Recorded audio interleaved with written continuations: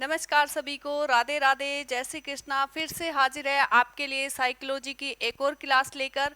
और आज का हमारा जो है पहला क्वेश्चन है कि बालक का प्रारंभिक विकास मुख्यतः किस पर निर्भर है। ऑप्शन में है माता पिता, वातावरण यानी कि परिवेश, विद्यालय का वातावरण और समाज। तो देखिए, एक जो छोटा बालक है वो किसके साए में रहता है प्रारंभिक प्रारंभिक अवस्था में, तो वो रहता है अपने माता पिता के साए में। और प्रारंभिक विकास भी जो है माता पिता पर ही क्या है, निर्भर करता है। तो ऑप्शन रहेगा ए। और माता पिता का भी क्या है, कर्तव्य बनता है कि एक बालक को जो है सकारात्मक परिवेश उपलब्ध कराए, ताकि जो है बालक का विकास अच्छे प्रकार से हो सके, अच्छे तरीके से हो सके। तो ऑप्शन हमारा यहाँ पर ए रहेगा।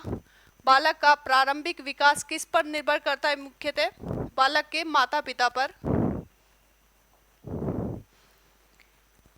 बाल्यकाल होता है, तो देखिए बड़ा ही इजी सा क्वेश्चन है कि बाल्यकाल की जो अवस्था है वो कब से कब तक होती है। जन्म से लेकर 3 वर्ष तक, तीसरे वर्ष से लेकर 6 वर्ष तक, छठे वर्ष से लेकर 12 वर्ष की आयु तक। तो आंसर रहेगा सी। बाल्यावस्था जो है वो 6 साल से लेकर 12 वर्ष की आयु तक मानी जाती है। तो ऑप्शन हमारे पास यहाँ पर 4 थे, इनमें से सी सही रहेगा। नेक्स्ट, कथन और कारण का ये क्वेश्चन है। और कथन क्या कहता है कि समझने व बोलने की क्षमता, समझने व बोलने की जो क्षमता है वो किस पर, मुंह और मस्तिष्क के शारीरिक विकास पर निर्भर करती है। कारण क्या कहता है कि संवेगात्मक विकास शारीरिक विकास से संबंधित है। तो देखिए, पहले कथन की बात करें कि समझने व बोलने की क्षमता किस पर, मुंह और मस्तिष्क के शारीरिक विकास पर निर्भर करती है। बिल्कुल सही। जब शारीरिक अंगों का विकास ही अगर सही तरीके से, पूर्ण तरीके से नहीं होगा, तो बालक जो है समझने में और बोलने में असमर्थ होगा। मुंह में, मुंह का, जीभ का, या फिर कहे जो वोकल कॉर्ड होते हैं उनका बोलने के लिए जो है विकास होना अनिवार्य है अच्छे से। मस्तिष्क के जो विभिन्न हिस्से हैं, जो इम्पोर्टेंट पार्ट है मस्तिष्क के खास हिस्से, उनका विकास होना अनिवार्य है। किसके लिए, बालक के, व्यक्ति के समझने के लिए, किसी भी भाषा को या किसी भी चीज़ को समझने के लिए जरूरी है क्या, कि मस्तिष्क का, दिमाग के जो खास हिस्से हैं उनका अच्छे प्रकार से विकास हो, अच्छे तरीके से विकास हो। और मुंह का विकास जरूरी है किसके लिए, बोलने के लिए। तो देखिए, कथन तो सही रहेगा, कथन एकदम सही है। कारण की बात करें कि संवेगात्मक विकास और शारीरिक विकास संबंधित होते हैं। तो देखिए, विकास के विभिन्न क्षेत्र होते हैं।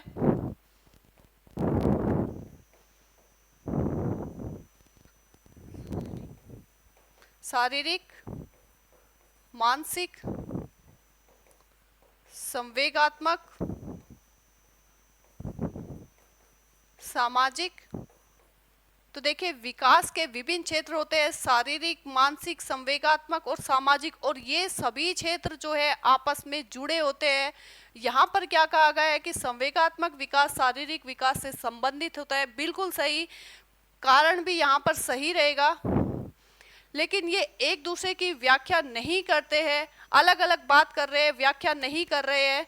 तो देखिए, आंसर इसमें सही रहेगा। ए और आर दोनों सही है, लेकिन ए आर की सही व्याख्या नहीं करता है। आंसर रहेगा डी। नेक्स्ट,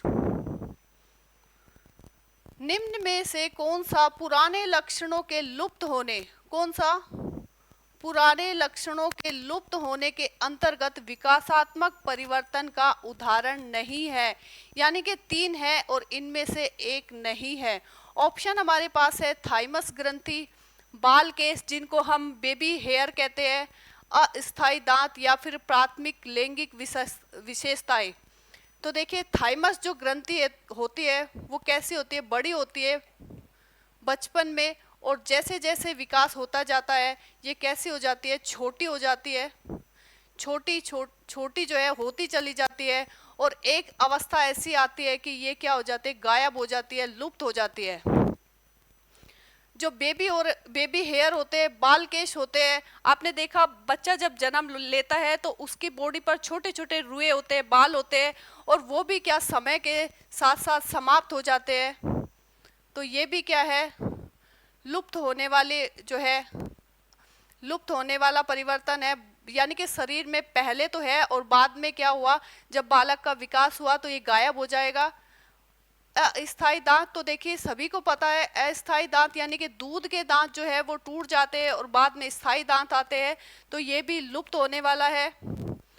प्राथमिक लैंगिक विशेषताएं यानी कि प्रजनन अंग, ये जो है जब बच्चा जन्म लेता है, जन्म के समय ही बच्चे के जो शरीर में विद्वान रहते हैं, और जैसे जैसे बालक जो है परिपक्व होता जाता है, ये भी क्या होगी, विशेषताएं बढ़ती जाएगी, इनका भी विकास होता जाएगा। और किशोर अवस्था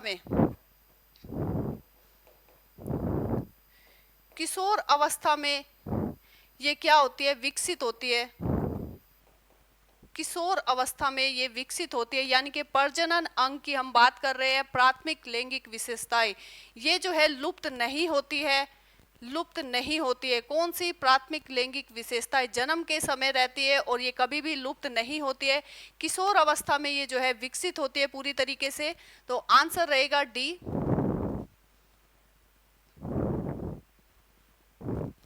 फिर से कथन और कारण का क्वेश्चन है। कथन की बात करें तो 5 से 6 वर्ष से कम उम्र के बच्चों को ठीक से, और ये 6 गलत है, रेखाओं के भीतर लिखने के लिए दबाव नहीं डालना चाहिए। तो बिल्कुल सही है। छोटे जो बच्चे होते हैं 5 से 6 वर्ष के, जो कम उम्र के बच्चे होते हैं, 5 से 6 जो वर्ष है, इससे जो कम उम्र के बालक होंगे उनमें क्या होगा, गति कौशल नहीं होगा, इसलिए उन पर दबाव नहीं डाले। दबाव नहीं डाले, कैसा दबाव, कि वो ठीक से लिखे और रेखाओं के बीच में लिखे। जिस प्रकार से रेखाएं दी जाती है ना कॉपी में, और इनके बीच में कुछ भी लिखा जाता है, बालक सही से नहीं लिख पाता है। कैसे लिखेगा बालक, ऐसे लिख सकता है, ऊपर नीचे हो जाता है, क्योंकि उनमें क्या है, गति कौशल नहीं है, अभी अपनी वो छोटी मांसपेशियों का उपयोग करना नहीं सीखे हैं। तो उन पे इस प्रकार का दबाव नहीं डालना चाहिए। अगर हम दबाव डालते हैं तो उनका जो विकास है वो बाधित हो सकता है, इसलिए इस प्रकार का दबाव नहीं डालें। तो कथन है सही। कारण क्या है इसका, कि बच्चे 5 से 6 साल के बाद गति कौशल का बेहतर नियंत्रण प्राप्त करते हैं। बिल्कुल सही, हमने बात की है 5 से 6 साल की। इसमें क्या होता है कि जो बच्चे हैं गति कौशल का बेहतर नियंत्रण प्राप्त कर लेते हैं, यानी कि अपनी छोटी मांसपेशियों का उचित उपयोग सीख जाते हैं, बड़ी मांसपेशियों पर नियंत्रण करना सीख जाते हैं। तो ये भी सही रहेगा। और एक दूसरे की व्याख्या भी कर रहे हैं, तो सही रहेगा। ए और आर दोनों सही है, और एक दूसरे की व्याख्या भी कर रहे हैं, ए आर की सही व्याख्या करता है। आंसर रहेगा इसमें सी। गति संवेदी शिक्षार्थी डैश माध्यम से सीखना पसंद करते हैं। ऑप्शन में है देखने, छूने, करने और चलने फिरने, या फिर सुनने। तो देखिए, गति जो संवेदी शिक्षार्थी होता है, जो बालक होता है, वो क्या करता है, गतिविधि करना पसंद करता है। गतिविधियां करना उसको पसंद होता है, यानी कि किसी भी कार्य को कैसे सीखेगा, करके सीखता है। करके सीखना पसंद है इसको, करके सीखना पसंद है। देखकर सीखना इसको पसंद नहीं है, छूने की बात ही नहीं है, सुनकर इसको पसंद नहीं है। इसको पसंद क्या है, करने और चलने फिरने से, यानी कि उसको करके पसंद है। किसी भी कार्य को स्वयं व्यावहारिक रूप से करके सीखना। इस प्रकार का जो बालक है वो पुस्तक पढ़कर कोई भी ज्ञान लेना पसंद नहीं करता है। वो क्या करेगा, प्रैक्टिकल करना उसको ज़्यादा पसंद हो सकता है। आप बात करें, अगर एक बालक, उदाहरण की बात करें, एक बालक को अगर साइकिल चलानी सीखनी है, एक बालक को अगर साइकिल चलाना सीखना है, तो बालक जो है पुस्तक में पढ़कर नहीं सीखेगा। वो क्या करेगा, साइकिल को साइकिल को चलाकर सीखेगा, स्वयं उसको चलाकर सीखेगा, पुस्तक में पढ़कर नहीं सीखेगा, कहीं से उसने सीख लिया।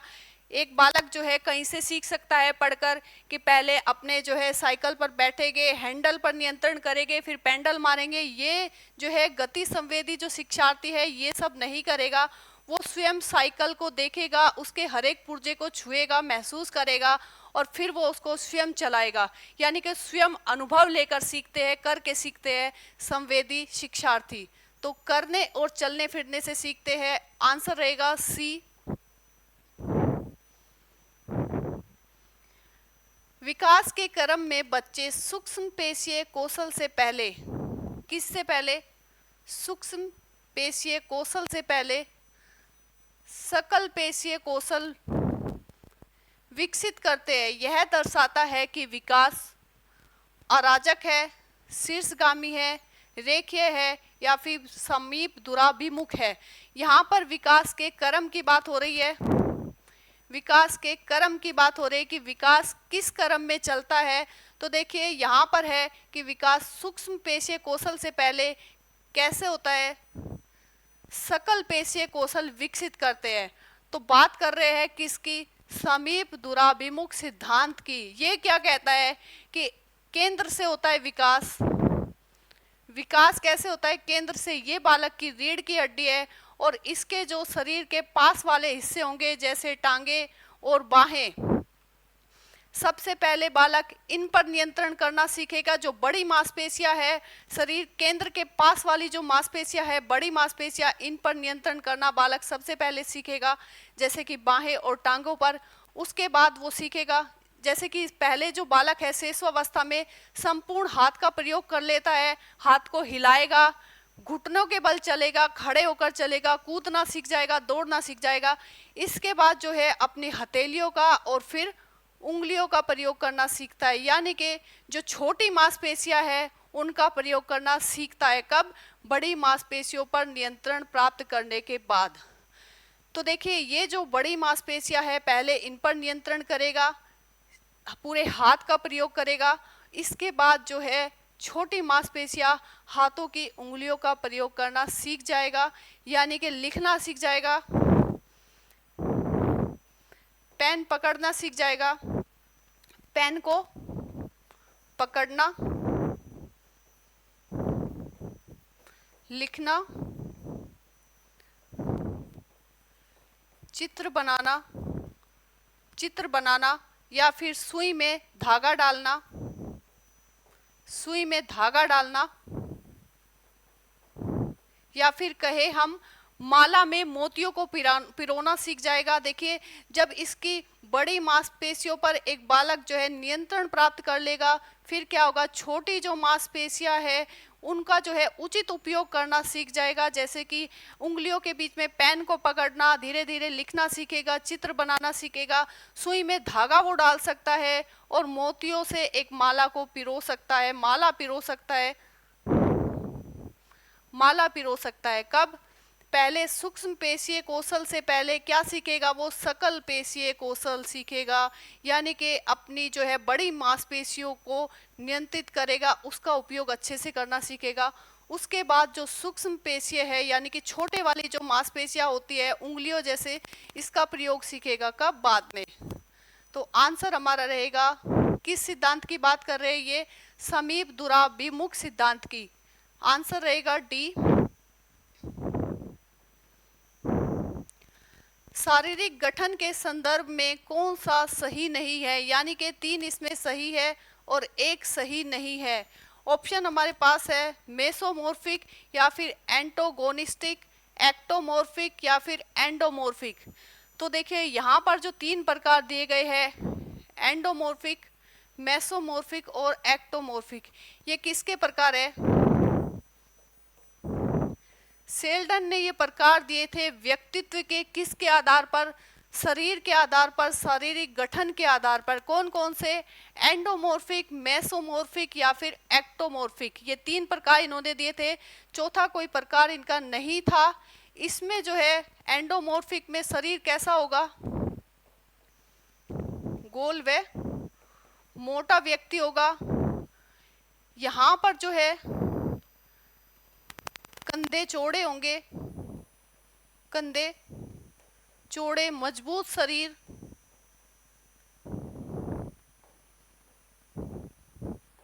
शरीर कैसा होगा, मजबूत होगा। एक्टोमॉर्फिक की बात करें तो लंबा और पतला, लंबा व दुबला पतला होगा, कमजोर होगा,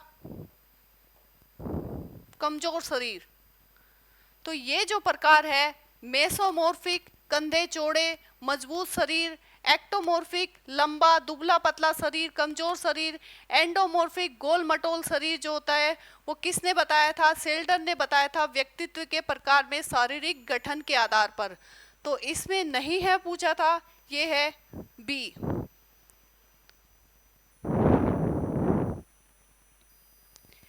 चालक विकास की दर में व्यक्तिगत विविधताएं होती है, फिर भी चालक विकास का जो क्रम है वो डैश से डैश तक होता है।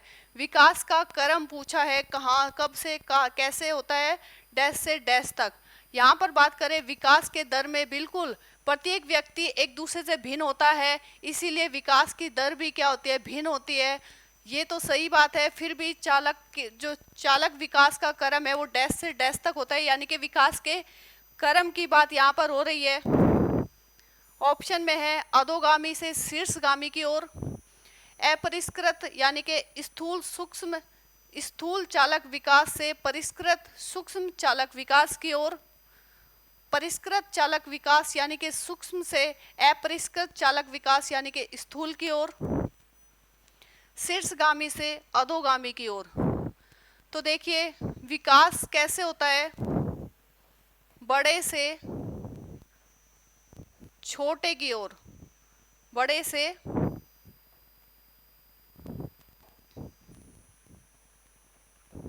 छोटे की ओर होता है विकास। अभी हम बात कर चुके हैं कि बालक सबसे पहले बड़ी मांसपेशियों पर नियंत्रण करता है, उसके बाद जो है छोटी मांसपेशियों का उचित उपयोग करना सीख जाता है। इसी क्रम की हम बात कर रहे हैं, तो ये रहेगा अपरिष्कृत चालक विकास से परिष्कृत चालक की ओर। साधारण भाषा में देखें तो स्थूल से सूक्ष्म की ओर, बड़े से छोटे की ओर, यानी कि केंद्र से बाह्य की ओर, और शरीर के बड़े अंगों से, शरीर के बड़े अंगों से छोटी मांसपेशियों की ओर। देखिए बड़ी मांसपेशियों से बाहें और टांगे क्या होती है, बड़ी मांसपेशियां होती है। सबसे पहले बालक इन्हीं का प्रयोग करना सीखता है, संपूर्ण हाथों का प्रयोग सीखता है, पैरों का सीखता है, पैरों पर नियंत्रण करके बड़ी मांसपेशियों का जो है प्रयोग करना सीखता है, चलना सीख लेता है, कूदना सीखता है, घुटनों के बल चलना, दौड़ना सीखता है, पूरे हाथ का प्रयोग कर लेता है, यानी कि वो हाथ को हिला सकता है। लेकिन अभी उसका क्या, छोटी मांसपेशियों का जो है विकास नहीं हुआ है पूरी तरीके से। जब वे पहले पूरी जो बड़ी मांसपेशियां है इन पर नियंत्रण पा लेगा, इसके बाद जो है छोटी मांसपेशियों का उचित प्रयोग कर सकेगा, यानी कि उंगलियों का। उसके बाद हम बात कर चुके हैं, उंगलियों से पेन पकड़ सकता है, माला पिरो सकता है, सुई में धागा डाल सकता है, पेंसिल से लिख सकता है और चित्र बना सकता है।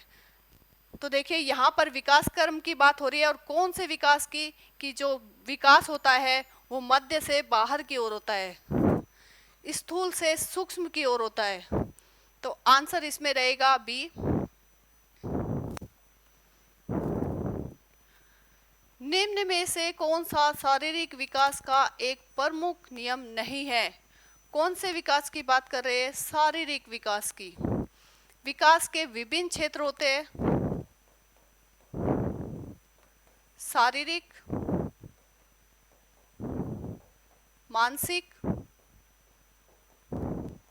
संवेगात्मक, सामाजिक।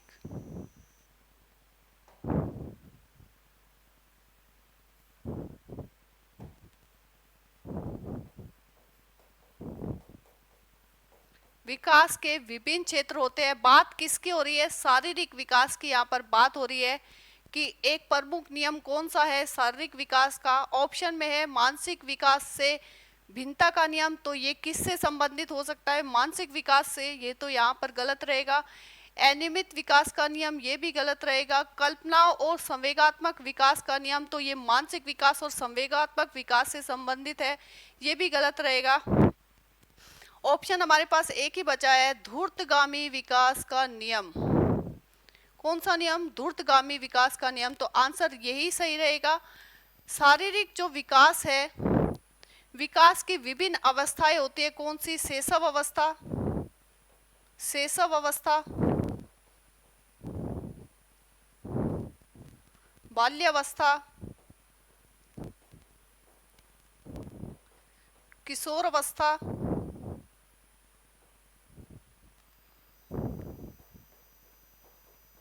प्रौढ़ अवस्था, प्रौढ़ अवस्था। तो देखिए, जो प्रत्येक अवस्था जो है, इसमें शारीरिक विकास की जो दर है, जो गति है, वो क्या होती है? भिन्न होती है। गति कैसी होगी? गति कैसी होगी? भिन्न होगी प्रत्येक अवस्था में। जो चरण है विकास के, शैशव काल, बाल्यावस्था, किशोर अवस्था, प्रौढ़ अवस्था, विकास की जो शारीरिक विकास की गति है या फिर मानसिक विकास की भी गति जो है भिन्न होती है। किस प्रकार? शैशव अवस्था में जो शारीरिक विकास होता है वो कैसे होता है? तीव्र होता है। तीव्र होता है। कैसा? शारीरिक विकास, शारीरिक विकास जो है शैशव अवस्था में कैसा होता है? तीव्र होता है। लेकिन बाल्यावस्था में क्या हो जाता है? मंद हो जाता है, मंद हो जाता है, धीमे पड़ जाता है। जबकि मानसिक विकास की गति जो है वो तीव्र हो जाती है बाल्यावस्था में। बात करें किशोर अवस्था की, तो अति तीव्र हो जाता है, अत्यंत तीव्र हो जाता है, अति तीव्र। किस अवस्था में? किशोर अवस्था में जो शारीरिक विकास है वो किस गति से होता है? अति तीव्र गति से, अत्यंत तीव्र गति से होता है। तो जो बात कर रहे हैं किसकी? धूर्त गति से। इसको हम अति तीव्र भी कह सकते हैं या फिर धूर्तगामी भी कह सकते हैं। धूर्त गति से भी इसको हम कह सकते हैं। विकास कैसे होता है? अति तीव्र गति से या फिर धूर्त गति से होता है। किस अवस्था में? किशोर अवस्था में। तो शारीरिक विकास का जो नियम है वो कैसा है? धूर्तगामी विकास का नियम। किससे संबंधित है? शारीरिक विकास का एक मुख्य नियम है। तो आंसर रहेगा सी। शारीरिक वृद्धि और विकास को कहते हैं। तो देखिए, सिंपल सा क्वेश्चन है। वृद्धि को हम क्या कह सकते हैं? अभिवृद्धि भी कह सकते हैं, साथ में हम इसको समवृद्धि भी कहते हैं। और विकास को हम क्या कहते हैं? परिपक्वता कहते हैं। एक शब्द में समझे तो क्या कहते हैं? परिवर्तन कहते हैं। और परिवर्तन कैसे आता है? जैसे जैसे बालक परिपक्व होता जाता है, बालक में जो है परिवर्तन आता जाता है, उसका विकास होता जाता है। तो आंसर रहेगा अभिवृद्धि और परिपक्वता। आंसर इसका रहेगा बी। नेक्स्ट, मास्टर ग्रंथि के नाम से जाना जाता है। मास्टर ग्रंथि की बात हो रही है। ऑप्शन में हमारे पास है गल ग्रंथि को, उपगल ग्रंथि को, या फिर उपवृक्क ग्रंथि को, या फिर पीयूष ग्रंथि को। तो देखिए, जो पीयूष ग्रंथि है उसी को भी क्या कहते हैं? मास्टर ग्रंथि कहते हैं। पीयूष ग्रंथि को क्या कहेंगे? मास्टर ग्रंथि। इसका जो आकार होता है, आकार होता है एक मटर के दाने के समान होता है। मटर के दाने, मटर के समान होता है, बस छोटा सा आकार है मटर के दाने के समान। और ये क्या करती है? व्यक्ति की जो शारीरिक और व्यवहारिक क्रियाएं होती है, व्यवहारिक क्रियाएं, उनको क्या करती है? नियंत्रित करती है। मास्टर ग्रंथि यानी कि पीयूष ग्रंथि का कार्य क्या है? कि व्यक्ति की शारीरिक व्यवहारिक क्रियाओं को नियंत्रित करती है। इसीलिए हम पीयूष ग्रंथि को क्या कहते हैं? मास्टर ग्रंथि कहते हैं। आंसर रहेगा इसमें डी। नवजात शिशु का भार होता है। तो देखिए, जब बच्चा जन्म लेता है उसकी बात हो रही है, नवजात शिशु की। तो उसका जो भार होता है ऑप्शन में है 6 पाउंड, 7 पाउंड, 8 पाउंड या फिर 9 पाउंड। तो देखिए, नवजात शिशु का जो भार है वो होगा 7 पाउंड। लंबाई की बात करें, जन्म के समय इसकी जो लंबाई होती है वो होती है 20 इंच, 20 इंच। सेंटीमीटर में बात करें तो ये होगी 50 सेंटीमीटर। भार कितना होता है, वजन कितना होता है, 7 पाउंड। लंबाई कितनी होती है, इंच में बात करें तो 20 इंच, सेंटीमीटर में बात करें तो 50 सेंटीमीटर। तो आंसर हमारा रहेगा यहाँ पर बी। शारीरिक विकास का क्षेत्र है स्नायु मंडल, स्मृति, अभिप्रेरणा या फिर समायोजन। तो देखिए स्मृति, अभिप्रेरणा, समायोजन ये सभी किसके भाग है, मानसिक विकास के भाग है। ये जो स्नायु मंडल है यानी कि नर्वस सिस्टम है हमारा, ये किससे संबंधित है, शारीरिक विकास का क्षेत्र है। तो आंसर इसमें रहेगा ए। शरीर के आकार में वृद्धि होती है क्योंकि, यानी कि पूछ क्या रही है कि शरीर के आकार में वृद्धि किस कारण होती है। ऑप्शन में है शारीरिक और गत्यात्मक विकास के कारण, संवेगात्मक विकास के कारण, संज्ञानात्मक विकास के कारण, नैतिक विकास के कारण।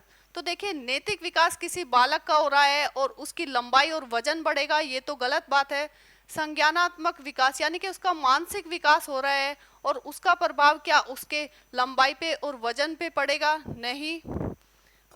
बालक में जो है संवेगात्मक विकास हो रहा है यानी कि वह अपनी भावनाओं का विकास कर रहा है, तो उसके कारण जो है शरीर के आकार में वृद्धि होगी, नहीं। शारीरिक और गत्यात्मक विकास के कारण क्या होता है, शरीर में जो है आकार में वृद्धि होती है। वृद्धि किस कारण होती है,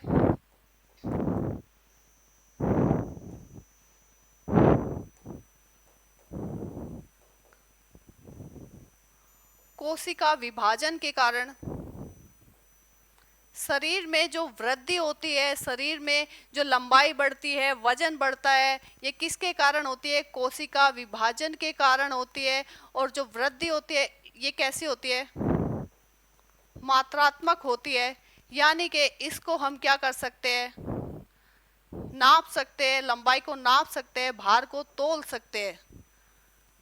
तो शरीर के आकार में वृद्धि क्यों होती है, शारीरिक और गत्यात्मक विकास के कारण जो है शरीर के आकार में वृद्धि होती है। तो ये थे हमारी छोटी सी क्लास। आज की क्लास आपको कैसी लगी है कमेंट बॉक्स में बताइएगा। अच्छी लगे तो प्लीज़ वीडियो को एक लाइक ज़रूर कीजिएगा। मिलते हैं नेक्स्ट क्लास में एक और नई वीडियो के साथ, नई क्लास के साथ।